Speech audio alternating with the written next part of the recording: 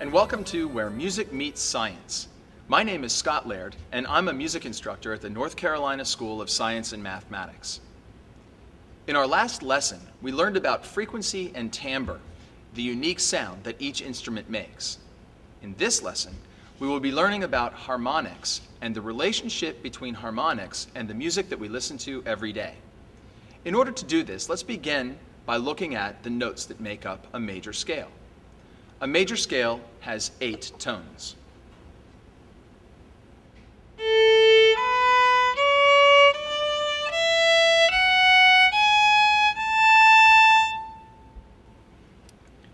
Much of the music that we listen to every day is based on a major scale.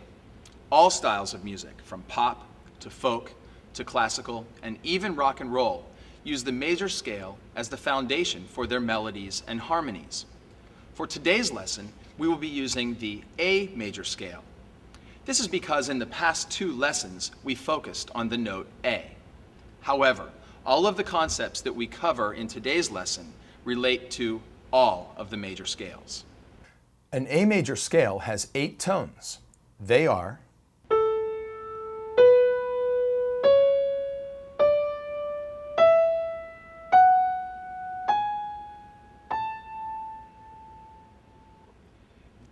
These can be represented with a number as we consider each step of the scale.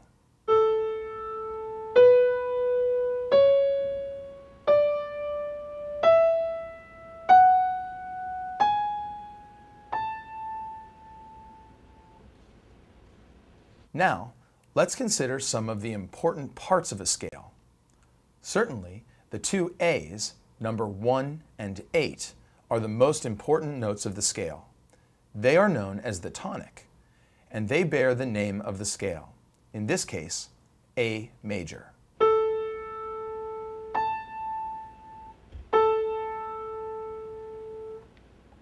The next note of importance is the 5th note of the scale.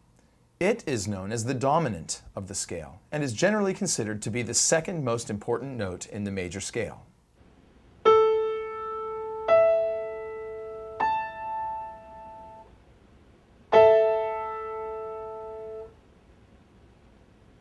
Next, we have the 3rd note of the major scale. This note is known as the mediant, and it is the tone that makes a scale major.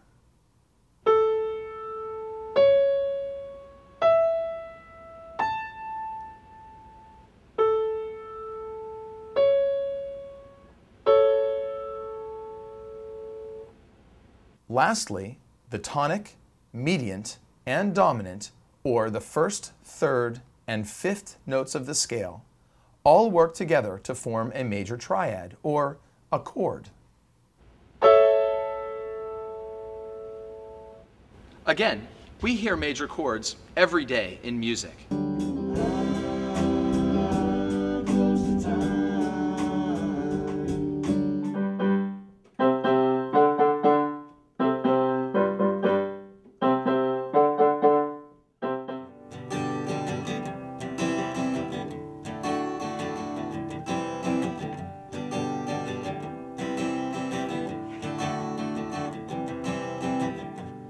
Now, let's take a look at frequencies and harmonics and how they relate to major chords. Think back to our last lesson on frequencies and timbre. When the cello sounded an A220, other frequencies showed up in the wave that we studied. Those frequencies are 440, 660, and 880 hertz.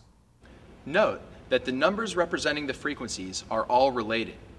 They are all multiples of 220 hertz, the fundamental frequency. Multiples of 220 include the following numbers. 220 times 2 equals 440. 220 times 3 equals 660.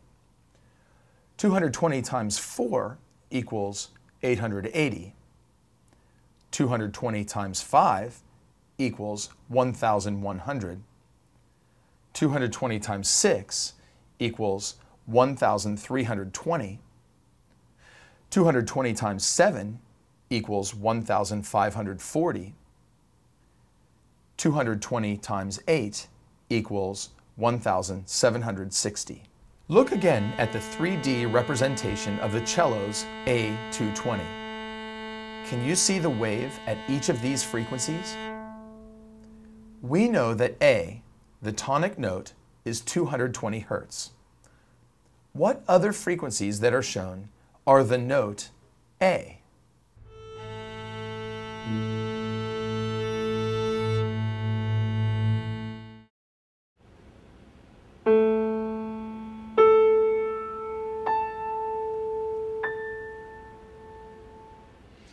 As you can see, there are 4 A's represented in these numbers: 220, 440, 880, and 1760.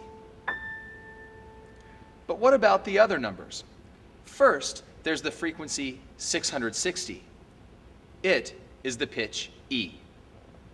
220, 440, 660, 880.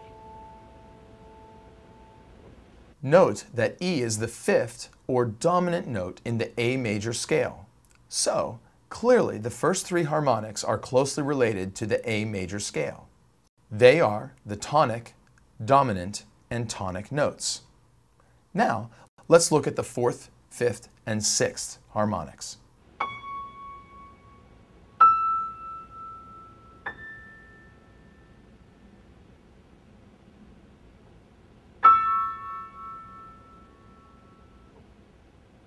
Using what we know about octaves and doubling, we can name another one of the harmonics. What is 660 times 2? The answer, of course, is 1,320. What is the name of that pitch? If you answered E, you are correct. Now, let's use some reasoning to figure out the 4th harmonic, 1100 Hertz.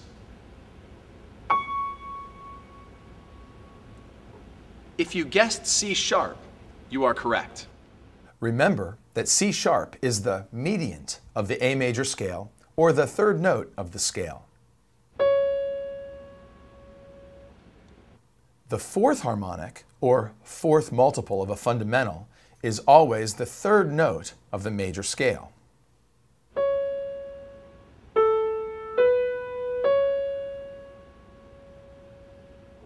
Finally, the 7th harmonic is a G natural. Now this may not seem to fit into the pattern of the A major scale. A major has a G sharp.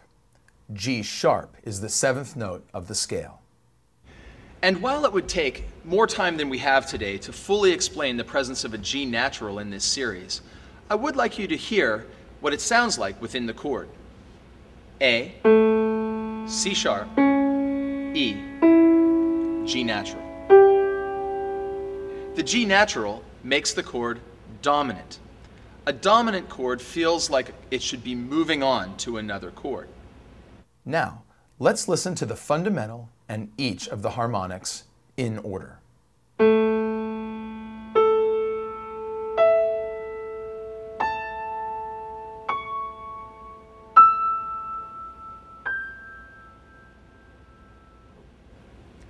Let's review some of the material that we've covered in today's lesson.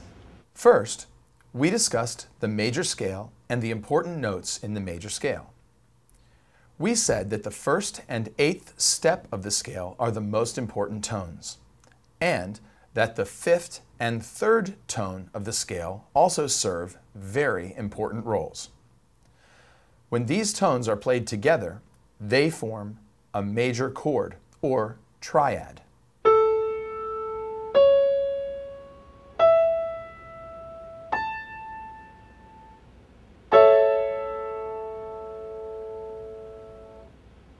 Next, our goal is for you to understand that there are many frequencies represented in each note that we hear. This group of frequencies, which are multiples of the fundamental frequency, are called harmonics.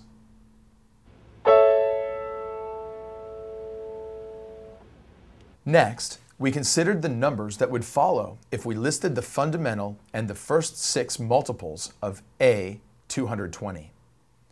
We then looked at the pitch names that are associated with those frequencies.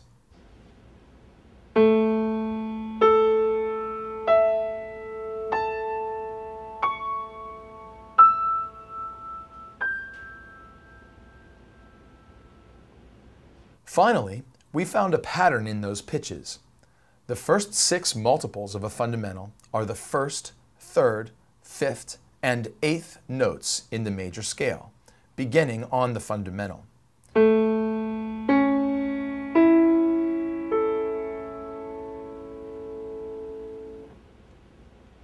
We can draw a close comparison between the harmonics of a note and the major scale and chord associated with that note. Thank you for joining me today for Where Music Meets Science, Frequencies and Harmonics.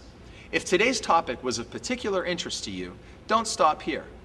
I encourage you to go to your school library or your community library and continue to learn about frequencies.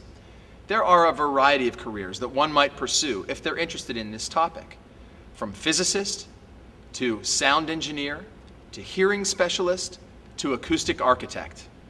A sound engineer uses his knowledge of frequencies and sound to create good sounding recordings and pleasing live sound support in a variety of venues. Here at the School of Science and Math, we had a guest lecturer who uses her knowledge of frequencies to study and predict underwater earthquakes. Architects use their knowledge of frequency to choose materials for buildings. Architects want some rooms to be quite loud and reverberant, while others need to be very quiet.